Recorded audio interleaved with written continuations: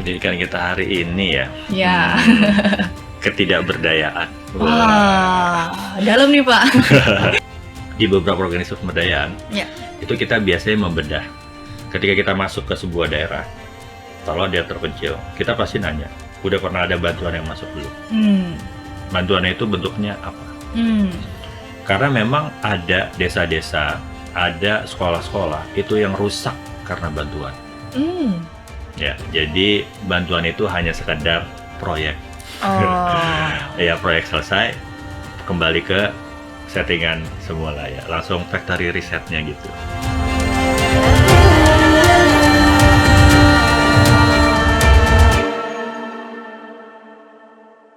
Halo Tribuners, selamat datang kembali di Etalk, sebuah inisiatif Tribun News dan juga Sekolah Education dalam mewadahi para pendidik, penggiat pendidikan, dan juga para orang tua untuk berdiskusi lebih dalam mengenai pendidikan di Indonesia. Dan saya Alma Diva, senang sekali dapat kembali berjumpa dengan Tribuners di seluruh Indonesia. Dan untuk Tribuners, apabila belum menyaksikan episode-episode Etalk sebelumnya, dapat langsung saja mengunjungi channel YouTube kami, yaitu Tribun News, dan juga apabila ingin membaca artikel pendidikan kami, dapat langsung mengunjungi tribunnews.com. Dan Tribuners, pada kesempatan kali ini tentunya kita akan menghadirkan narasumber yang luar biasa inspiratif, di mana kita akan bahas pendidikan masyarakat dan peran filantropi dalam memperluas akses pendidikan berkualitas, khususnya bagi kelompok marginal.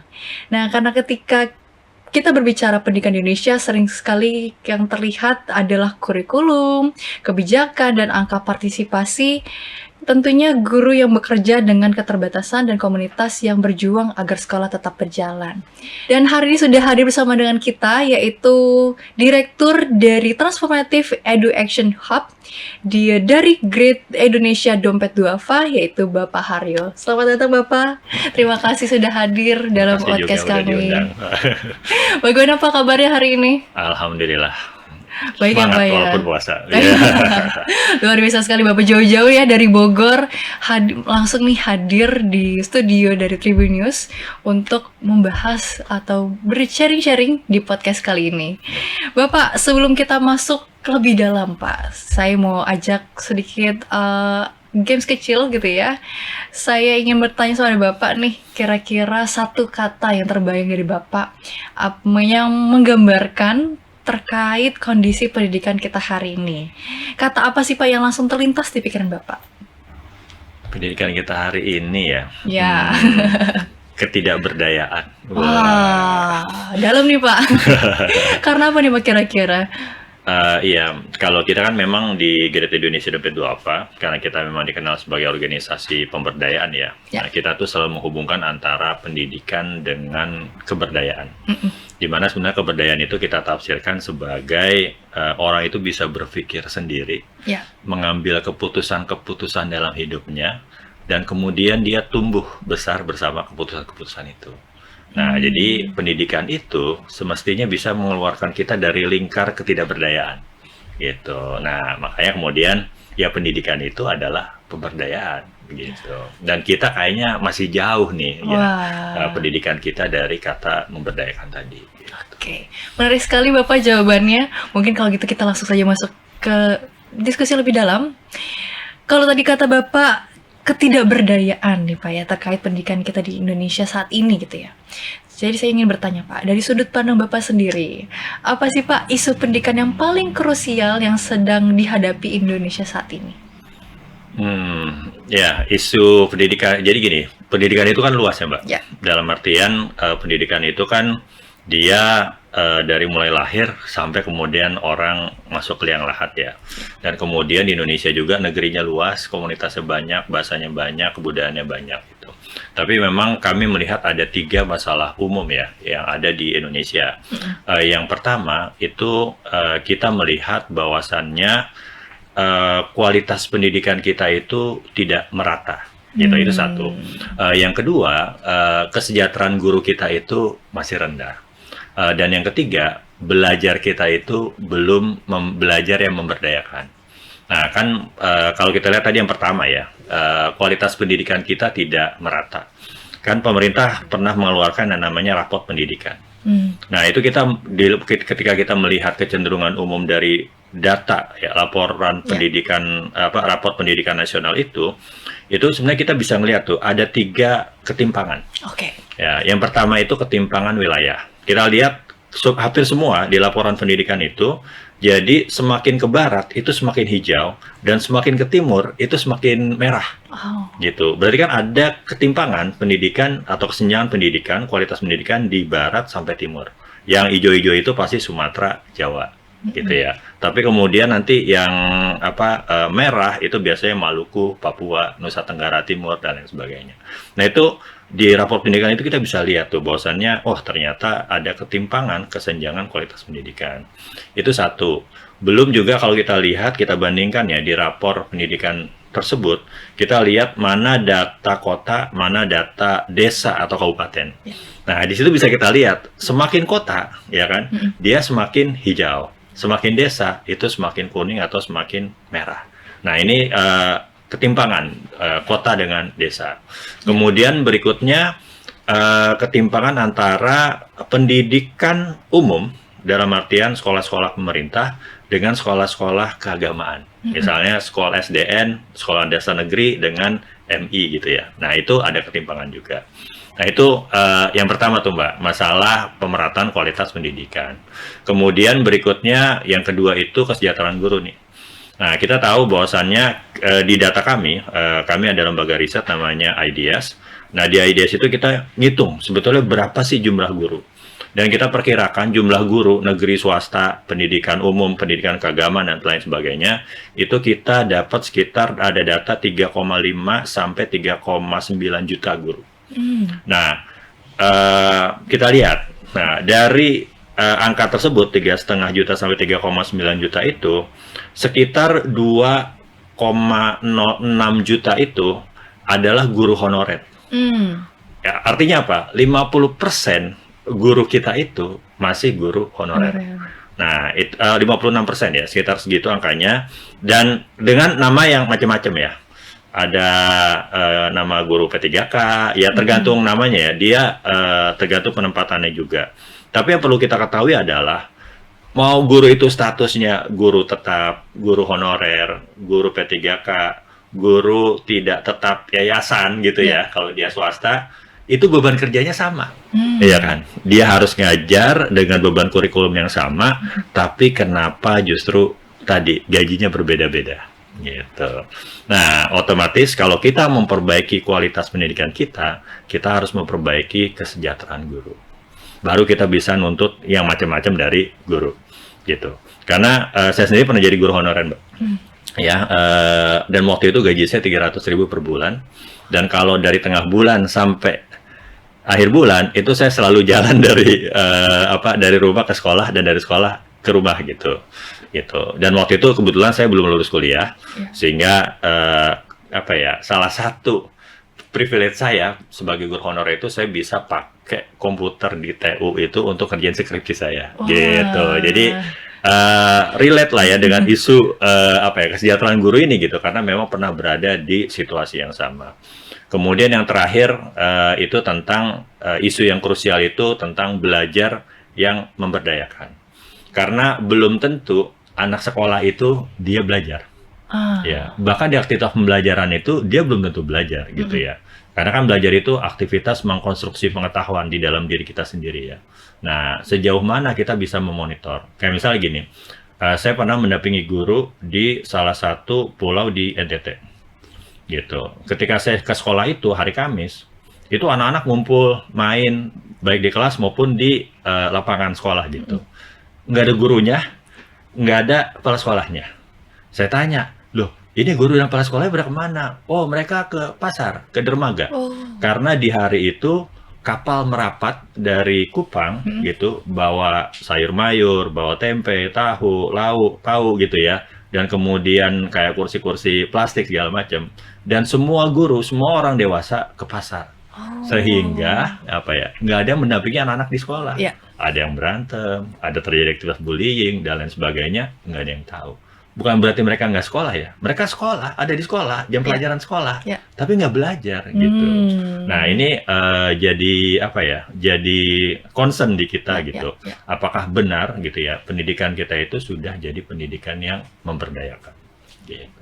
Wah, masih banyak ya Pak PR-nya ya Berat. dari 3 hal itu. Jadi memang dari untuk kualitasnya sendiri belum merata, kemudian dari kesejahteraan pendidiknya, dan kemudian juga pembelajarannya sendiri. Betul. Belum tentu belajar, apalagi kalau sampai pembelajaran bermakna, Pak. Betul, Ya, betul sekali Pak ya. Nah Pak, boleh kita lanjut ya Pak ya? Ya, ya. Menarik sekali. Baik Pak, kalau gitu kita lanjut ke pertanyaan selanjutnya nih Pak ya. Kalau dari pengalaman Bapak sendiri yang tadi cukup panjang gitu ya Pak ya. Menurut Bapak sendiri apa sih Pak keunikan sekaligus tantangan terbesar dalam mengelola dana filantropi ini untuk pendidikan? Seperti itu. Ya, pertama mungkin saya ingin ngejelasin ya bahwasannya gimana sih konteks lembaga filantropi di Indonesia gitu. Karena memang sebetulnya kita itu negeri yang memang punya budaya berbagi yang sangat kuat ya.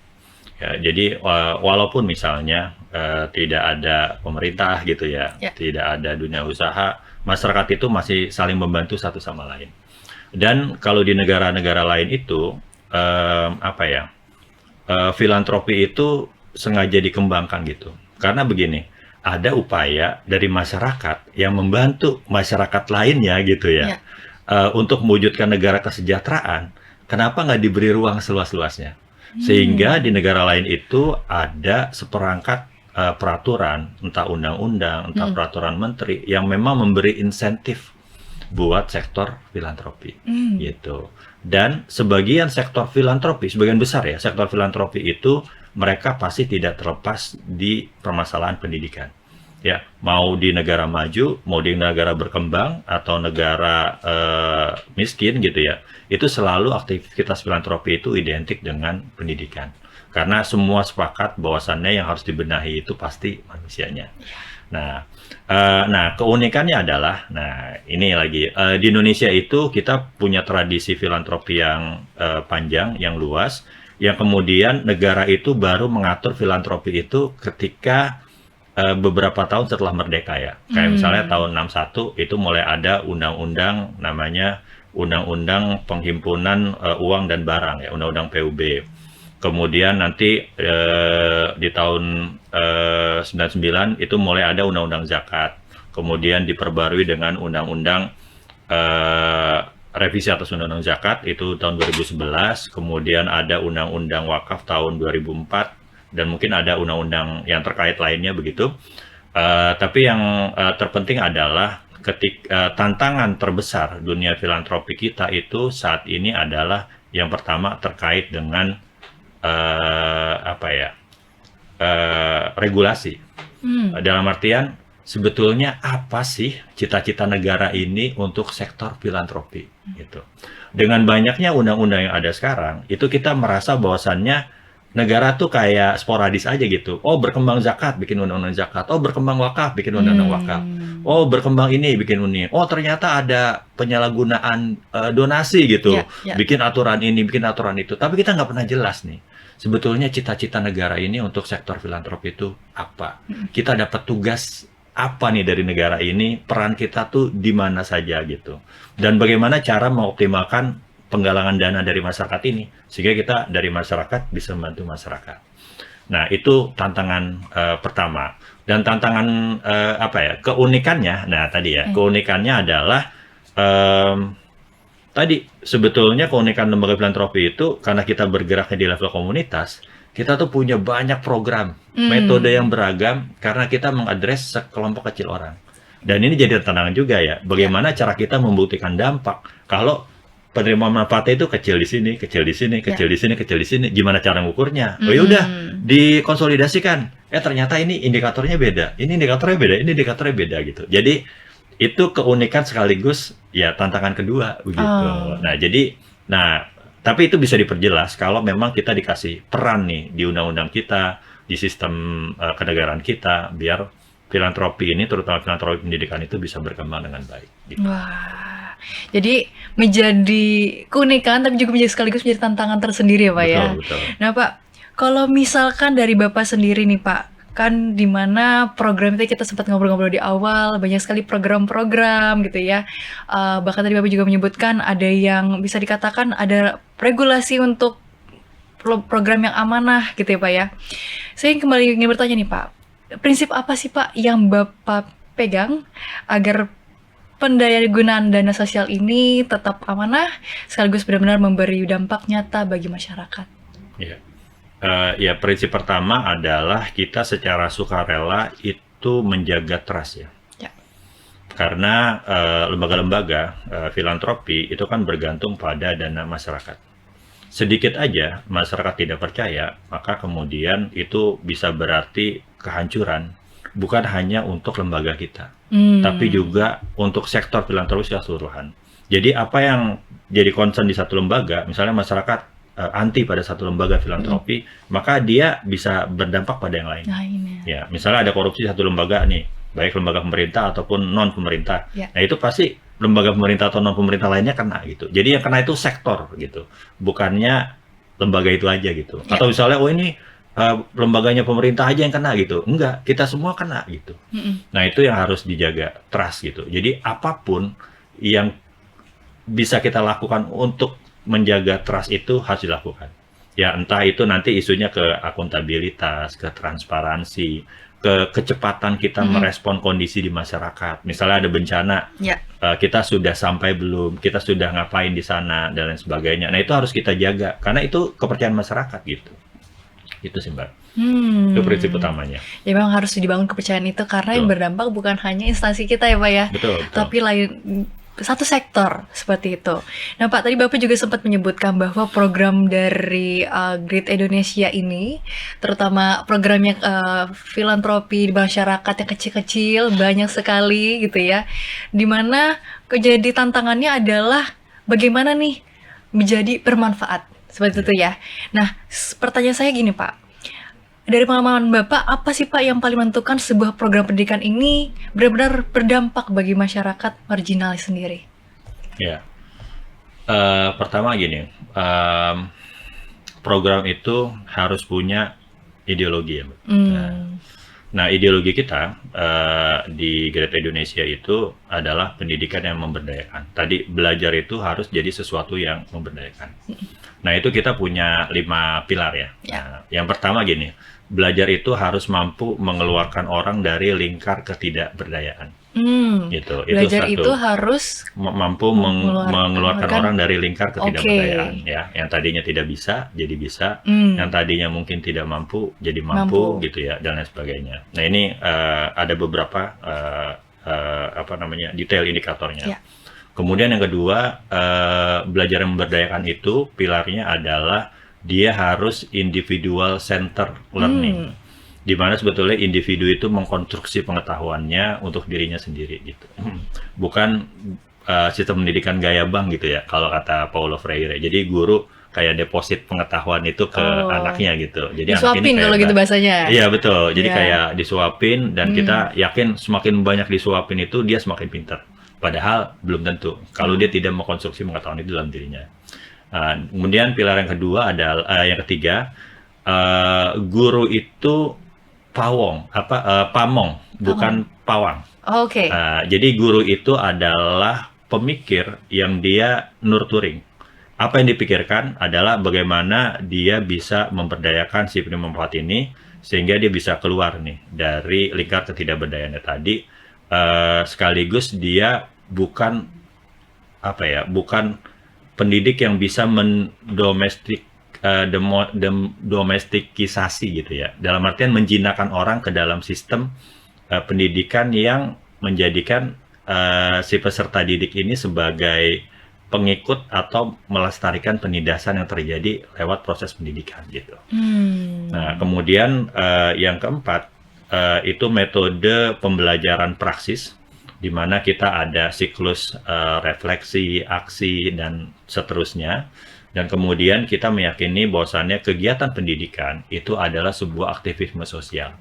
Untuk apa? Untuk mengeluarkan individu dari sistem sosial yang menindas, mengeluarkan individu dari ketidakberdayaan tadi, dan bukan cuma individu. Kalau individu ini banyak, maka dia akan jadi komunitas. Kalau dia makin banyak komunitasnya, dia menjadi masyarakat itu keluar dari lingkar ketidakberdayaan atau penindasan tadi. Nah, ini yang kita yakini ya, sebagai belajar yang memberdayakan tadi. Gitu. Jadi untuk kelima pilar inilah yang menjadi pegang untuk merancang dan mengevaluasi program tersebut ya Pak ya, Betul, untuk tetap relevan dan juga sesuai dengan kebutuhan masyarakat. Betul. Nah, intinya sih tadi ya, dampaknya itu harus 3S, Mbak. Ya, Oh, oke. ya transformasi di 3S ya. Ya. Pertama itu ada self transformation. Jadi dia transformasi di dirinya sendiri.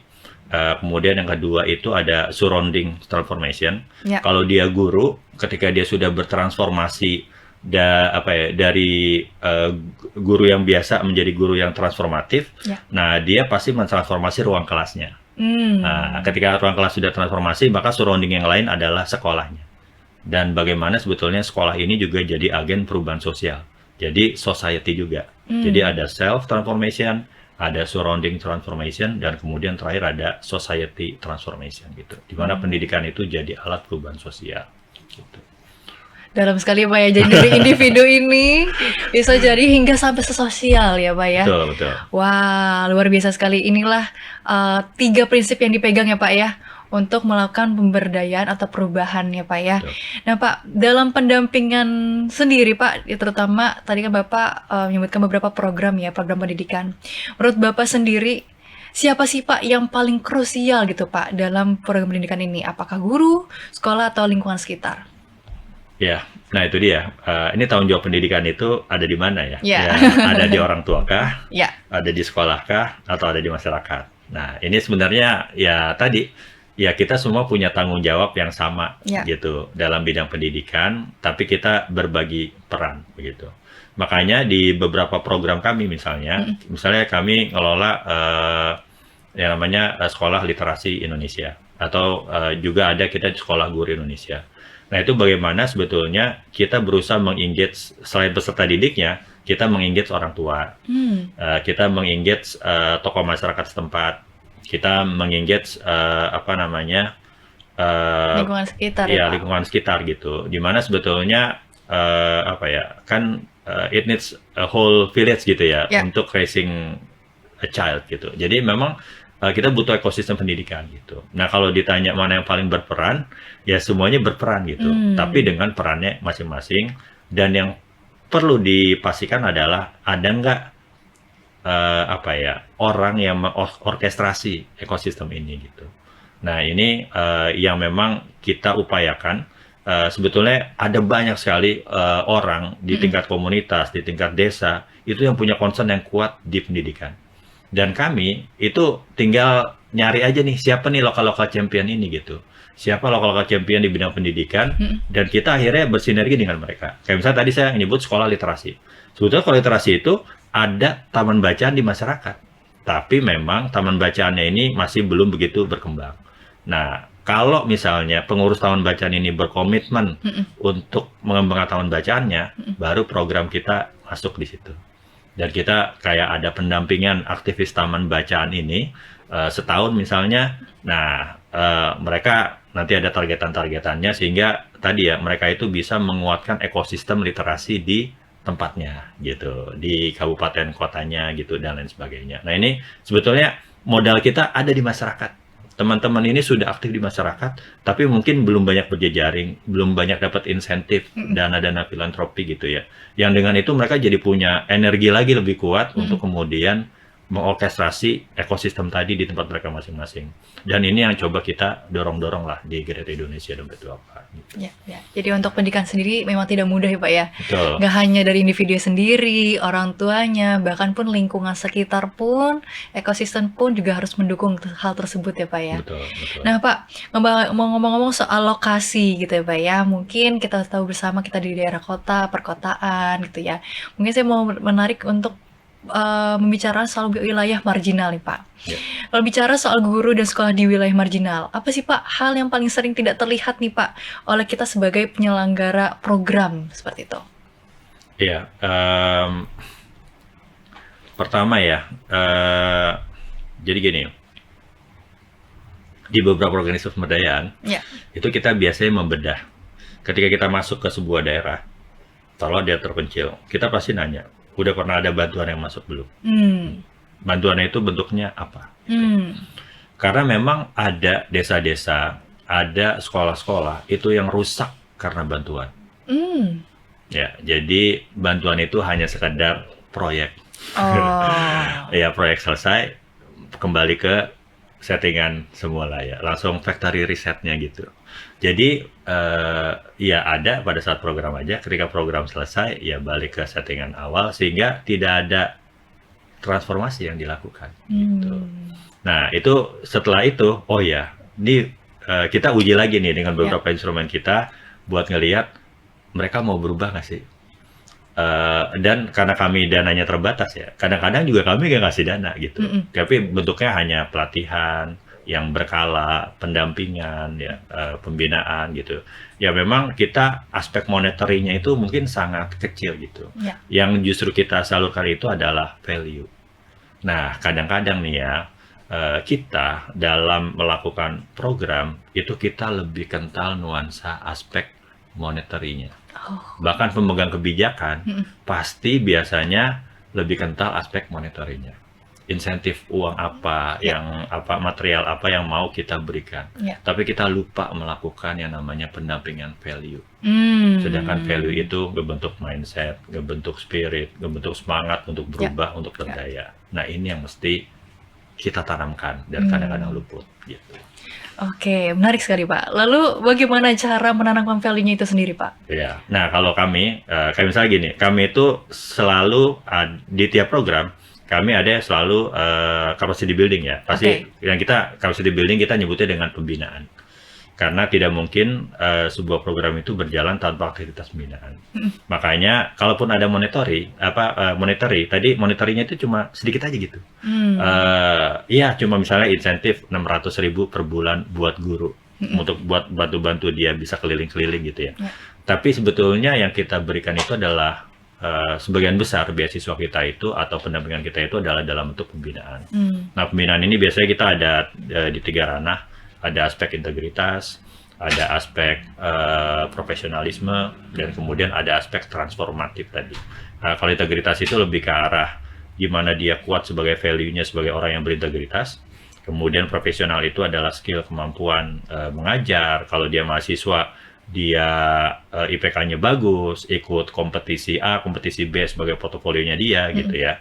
Kemudian ada aspek transformatif tadi, bagaimana dia punya kontribusi untuk melakukan transformasi sosial di masyarakatnya gitu. Nah jadi kita ada pembinaan ya untuk memastikan itu, dan pembinaan itu ada di 3 aspek ini. Dan tiap aspek ini nanti ada kurikulumnya, ada indikator keberhasilan programnya juga. Gitu. Oke, jadi untuk pemberdayaan sendiri tidak hanya dengan dukungan mungkin finansial, tapi juga dengan pembinaan untuk kedepannya Pak ya. Betul. Agar melakukan transformasi. Betul. Gitu ya Pak ya. Nah Pak, kalau ngomongin tadi soal program-program nih Pak, tadi sepertinya kita belum disebutkan sih Pak, sebenarnya untuk dari Grid Indonesia ini, dari Dompet Duafa, program-program sendiri ada apa aja sih Pak? Ya, kita ada banyak. Wah, karena setidaknya kita ada 3 klaster program besar ya. Yang pertama itu klaster pengembangan program pendidikan. Nah, di situ ada beasiswa, ada Sekolah Guru Indonesia yang melakukan pendampingan guru tadi di seluruh Indonesia, terutama di daerah-daerah yang marginal tadi. Kemudian kita ada Sekolah Guru Indonesia, Sekolah Literasi Indonesia, mendampingi aktivis taman bacaan dan perpustakaan desa. Kemudian kita ada program riset, ini jadi think tank-nya kita. Kemudian kita ada program budaya, kita ada Kampung Silat Jampang yang berisikan aktivis pemberdayaan melalui silat dari 62 perguruan di Jabodetabek. Kemudian kita ada Sanggar Kebudayaan juga, kita ada Lembaga Sertifikasi Profesi, itu di pengembangan program pendidikan. Kemudian nanti ada klaster kedua itu adalah klaster persekolahan, di mana sebetulnya kita ngelola sekolah-sekolah dari mulai PAUD sampai SMA. Atau sederajat ya. Kemudian berikutnya kita ada pendidikan tinggi dan vokasional. Kita ada Sekolah Tinggi Ilmu Manajemen Budi Bakti. Kemudian kita ada Institut Kemandirian yang dia lebih banyak seperti balai latihan kerja begitu. Kemudian yang terakhir itu kita ada kampus bisnis Umar Usman gitu ya. Karena kita pengen leadershipnya seperti Umar gitu, kemudian tajirnya itu seperti Usman. Gitu. Jadi digabung ya Pak, Umar Usman. Ya. Luar biasa sekali. Jadi tidak hanya untuk pendidikan usia dini, sampai juga pendidikan perguruan tinggi Pak ya. Ya, betul. Luar biasa sekali. Jadi memang paketnya lengkap ya Pak ya. Jadi support untuk seluruh masyarakat tentunya sesuai dengan kebutuhannya masing-masing ya Pak ya. Betul. Nah Pak, mungkin kita tahu bersama bahwa program baik pun kalau berjalan sendiri biasanya akan sulit ya Pak ya. Nah karena itu kita juga melihat semakin banyak social enterprise di bidang pendidikan dan juga salah satu sekolah yang ingin terus berkontribusi Pak melalui pendampingan belajar berbasis digital dan sistem yang lebih terstruktur. Lalu Pak, kita lanjut ya Pak ya, bahwa bagaimana sih Pak Bapak Mas sendiri melihat potensi sinergi antara lembaga filantropi dan juga lembaga lainnya agar program ini tidak hanya memberikan akses tetapi juga memperkuat kesiapan akademik dan berkelanjutan dampaknya. Seperti itu. Ya betul. Ya sebetulnya kan gini ya, tadi ya seperti kita singgung di awal ya, bahwasannya pendidikan itu luas. Ya, dan Indonesia itu juga luas begitu. Permasalahannya juga banyak. Dan sebetulnya inisiatif-inisiatif di masyarakat itu juga banyak gitu. Ya. Makanya, tapi kecil-kecil. Nah, makanya tadi perlu sinergi. Ya, kalau di kita itu bahasanya kolaborasi. Kolaborasi. Ada aksinya gitu. Bukan kolaborasi, tapi kolaborasi. Karena memang kita nggak mau berhenti pada tataran wacana aja. Actionnya apa nih yang kita bisa lakukan sebagai collective action gitu. Karena kalau kita kita berharap kalau ini jadi collective action, ini jadi gerakan, maka upaya-upaya kecil tadi saling berjejaring, saling menguatkan jaringan ini, dan itu dilaksanakan secara serentak, mudah-mudahan gitu ya bisa membuat perubahan yang signifikan buat negeri kita. Nah, karena kami di filantropi, kan intinya filantropi itu kita tuh menggalang dukungan ya, baik dukungan sifatnya uang, dukungan sumber daya, dukungan ekspertis dari berbagai macam pihak untuk menyelesaikan satu sosial isu tertentu nih. Nah, kalau kami di pendidikan tadi, sosial isunya tuh 3 tadi tuh. Pendidikan yang tidak merata kualitasnya, kemudian ada guru yang tidak sejahtera, kemudian ada pendidikan yang belum memberdayakan gitu. Nah, makanya kemudian kita terbuka banget nih gitu, karena kita ya segede-gedenya kami tuh cuma berapa sih penghasilannya setahun gitu, dan kalau itu dibuat untuk menyelesaikan permasalahan se-Indonesia pendidikan Indonesia, ya itu paling setetes debu ya atau setetes air gitu. Nah makanya kemudian kalau kolaborasi itu mungkin mudah-mudahan bisa memperkuat tadi gitu, asal tadi di 3 social issue tadi, dan kita siap banget berkolaborasi dengan teman-teman yang lain, bawa ekspertisnya, bawa waktunya, bawa tenaganya, dan mungkin bawa sumber dayanya biar kita bisa menguatkan satu sama lain gitu. Dan ini jadi collective action kita. Oke. Kalau begitu Pak, semisalnya nih Tribuners yang menyaksikan atau mungkin lembaga, instansi yang tertarik untuk berkolaborasi ataupun juga tertarik Tribuners untuk mendaftar untuk mengikuti program-program dari Great Indonesia Dompet Duafa ini, boleh diinformasikan nggak Pak? Kira-kira caranya bagaimana sih Pak? Oh iya, ya tentu bisa reach out aja langsung ke website kita, ada di greatindonesia.id, dan kemudian sosmednya juga ada ya, Great Indonesia, di Instagram ada, kemudian di Facebook ada. Kita belum di Twitter ya, karena kalau lagi tweet war tuh kita khawatir nggak bisa jawab satu-satu gitu Mbak. Jadi paling di 2 sosial media itu juga ada, juga kanal YouTube-nya gitu. Jadi teman-teman bisa Tribuners gitu ya, bisa reach out kita di web sama di sosmed kita. Oke. Gitu. Baik Pak, mungkin ini pertanyaan terakhir nih Pak. Dari beberapa program tadi mungkin yang ingin dikolaborasikan atau mungkin ingin diimplementasikan, saya ingin bertanya Pak, menurut Bapak sendiri ada nggak sih Pak best practice yang bisa diterapkan agar pendidikan benar-benar berkelanjutan dan bukan hanya intervensi sesaat? Ya. Tadi ya, kan di 5 pilar tadi, yang terakhir tadi itu ada pendidikan sebagai aktivisme sosial. Nah, jadi ini sebetulnya best practice-nya dari Dompet Duafa ya. Karena kita itu tidak menjadikan pendidikan itu hanya sebagai aktivitas pembelajaran saja, Oke. tapi bagaimana pendidikan itu bisa melakukan perubahan di masyarakat. Itu satu. Bagaimana perubahan itu bisa terjadi kalau tadi peserta didiknya itu dapat pembinaan yang bagus.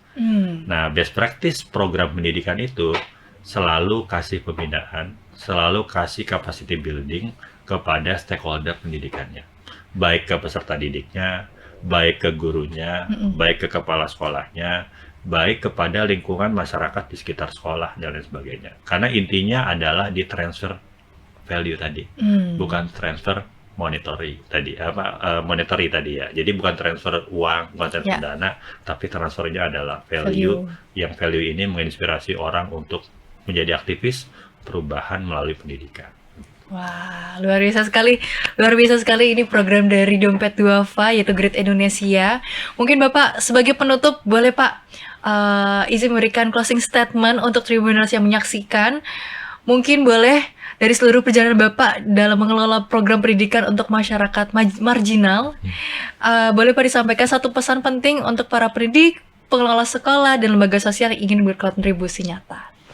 Ya, pendidikan adalah aktivitas yang memberdayakan, di mana orang itu bisa berpikir sendiri, mengambil keputusan sendiri, mengambil pilihan-pilihan dalam hidupnya, sehingga ia tumbuh bersama aktivitas belajar, berpikir, dan mengambil pilihan-pilihan itu.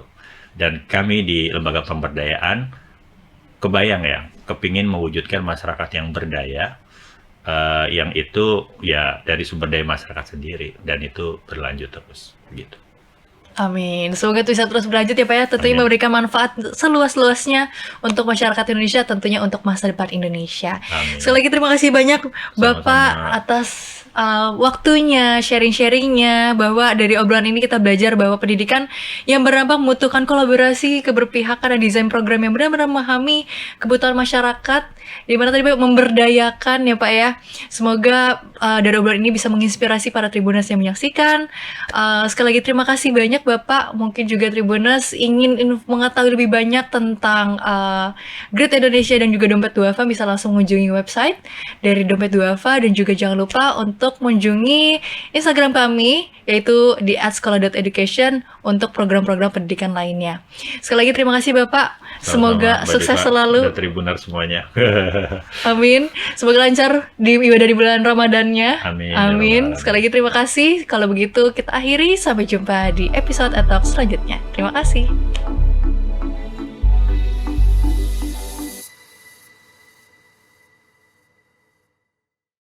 Terima kasih sudah nonton. Jangan lupa like, subscribe, dan share ya.